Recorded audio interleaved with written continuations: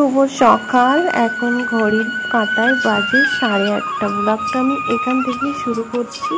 অবশ্যই তোমাদের ভালো লাগবে, তো দেখতে থাকো। Welcome back to my channel. আমি রুলি আহমেদ ব্লগে তোমাদের আরও একবার স্বাগত। সকালবেলা আগেই আমি নাস্তাটা সেরে নিচ্ছি, যেহেতু অনেকটা সকালে উঠেছি আর শরীরটা ভীষণ খারাপ। আগে আমাকে ওষুধ খেতে হবে, তো তার জন্য আমি বাসি জামা কাপড় ছেড়ে ফ্রেশ হয়ে ব্রাশ করে এসে আগে নাস্তা বানিয়েছি। নাস্তাতে ছিল ওটস আর কলা। সেটাকে আমি সুন্দরভাবে অমিতেরও খাওয়া হয়ে গেছে। অমিতেরও একটু সকাল সকালে দিয়েছি, বললাম কি খেয়ে নাও, তারপরে আমি আমারটাও খেয়ে নিচ্ছি। তো আজকে ভিডিওটা অবশ্যই দেখতে থাকো। আজকে ভিডিওটা ব্লগ ভিডিও ছাড়া আর একটা জিনিস তোমাদের সাথে শেয়ার করব। সেটা হলো আমি বাড়িতে কোনো আত্মীয় স্বজন আসলে চটজলদি কীভাবে দই বানানো যায় সেটা রেসিপি তোমাদের সাথে দেখাবো। আর আমার রেসিপি যদি ভালো লাগে তাহলে অবশ্যই কমেন্ট করতে কিন্তু ভুলবে না। তো সত্যি অসাধারণ হয়, আর বাড়িতে আত্মীয় স্বজন আসলে খুব তাড়াতাড়ি সেটাকে করা যায়। তো আজকে ভিডিওটা দেখতে থাকো, পুরোটা অবশ্যই তোমরা বুঝতে পারবে। হ্যাঁ, আমার থেকে অবশ্য তোমরা অনেক ভালো পারো, কিন্তু আমি কিভাবে খুব তাড়াতাড়ি করি সেটা তোমাদের সাথে শেয়ার করব। তো চলো।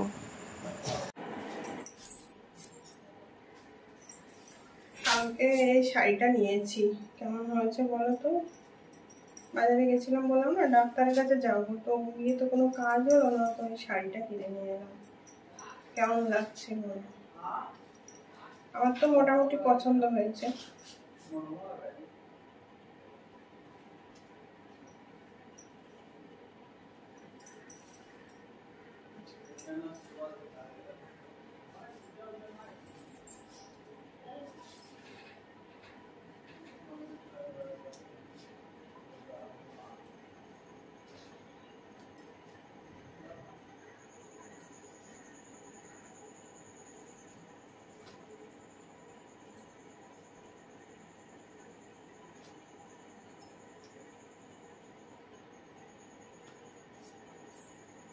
জামা কাপড়গুলো সব মুছিয়ে রেখেছি, ওইগুলোকে এখন সব আলমারিতে তুলবো। চলো,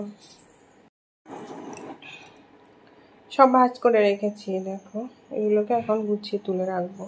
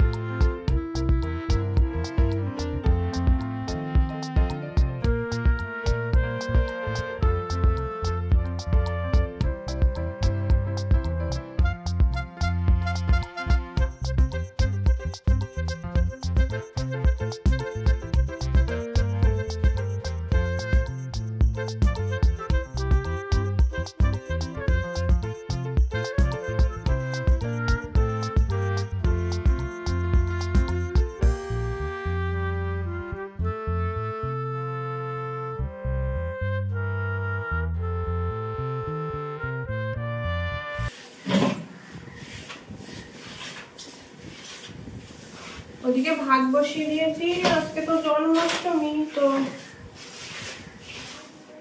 কি আর করবো, কিছুই তো করতে পারলাম না। শুধু ভাত বসিয়ে দিয়েছি, আর এদিকে আমি রান্নাঘরটাও মুছে নেবো। সব মোছা হয়ে গেছে, রান্নাঘরটা মোছা হলে হয়ে যাবে।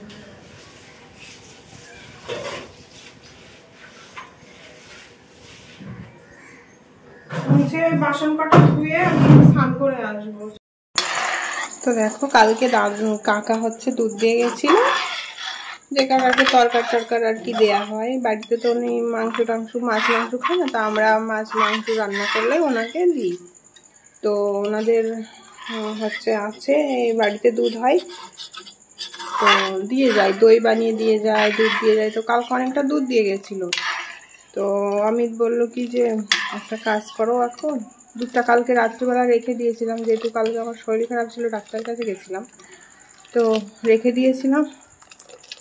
তো বললো কি আমাকে দই বানিয়ে দাও। আমি ঠিক আছে তাহলে দই বানিয়ে দিই। তো দুধটা তো অনেক পাতলা, তার জন্য আমি সুন্দর করে দুধটা জ্বালিয়ে নিচ্ছি, একটু ভালো করে গাঢ় করে জ্বালিয়ে নেব। তো অনেক সময় দিয়েছি, ফ্রিজে থাকা দুধ তো একটু টাইম লাগবে, আর আস্তে আস্তে করে দিয়েছি, জোরে দিয়ে দেওয়া হয়নি। আর হচ্ছে দই বানাতে গেলে আমি খুব একটা ভালো পারি না, তবুও যেটুকু পারি তোমাদের সাথে শেয়ার করব। তো 10 মিনিট 20 মিনিট হয়ে গেছে, দিয়েছি আরও সময়, অনেকটা আমি জ্বালিয়ে নেব। যতটা জ্বালাবে ততটাই দইয়ের ইয়েটা বেশি হবে, মজবুত হবে আর কি। দেখো অনেকটা জাল হয়ে গেছে, আমি আর জাল দেবো না। এবার আমি চিনি ঢেলে দিয়ে হালকা একটু জ্বালাবো, পরিমাণ মতো চিনি দেবো, যে যেরকম আর কি চিনি খাবে। এটা আমি একদম মিষ্টিও করবো না, আর একদম টকও করবো না, তার জন্য আমি মিডিয়ামভাবে চিনিটা দিলাম। চিনিটা দিয়ে আমি কিছুটা সময় জ্বালিয়ে নেব।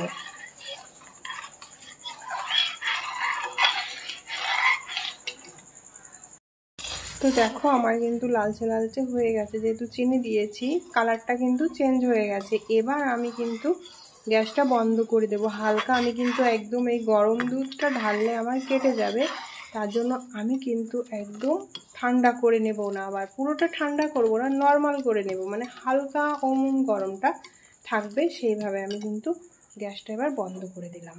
তো দেখো কালারটা কত সুন্দর এসে গেছে। এবার আমি টক দইটা দিয়ে দেবো।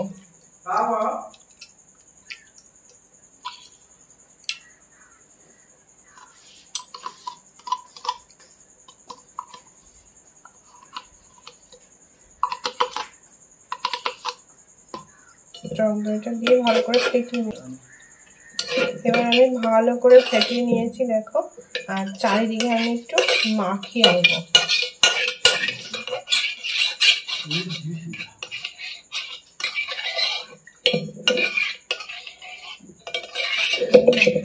যে দুধটা আমি গরম ছিল, এবার দেখবো কতটা গরম আছে। বাবা এখনো 5 মিনিট লাগবে। তো দেখো 5 মিনিট পর আমি চলে এলাম। এবার আমি দুধটা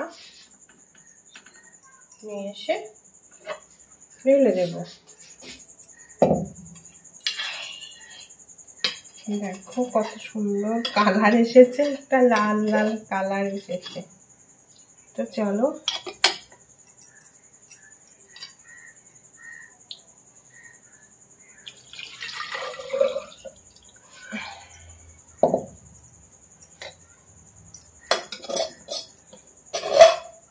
এবার আমি একটুখানি কিন্তু এভাবে মাখিয়ে দেবো চারিদিকটা দিয়ে।